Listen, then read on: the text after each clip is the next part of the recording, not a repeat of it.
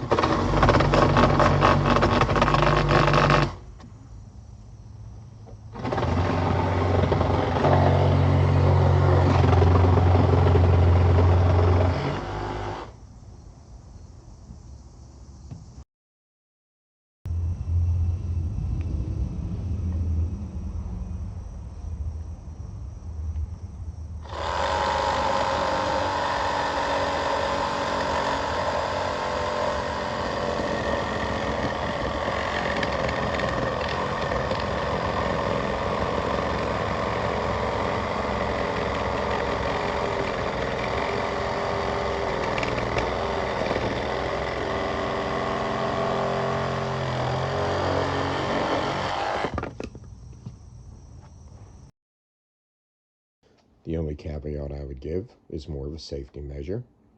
The trigger is locked at this time. You have to unlock it to use it. Whenever disengaging the saw, you should lock it, remove the battery. Here's your blade release. And I think that's the only thing you need to know with this. My review would be about a 4.8. Out of all my BAUER tools, I had the most fun with the videos that you've seen.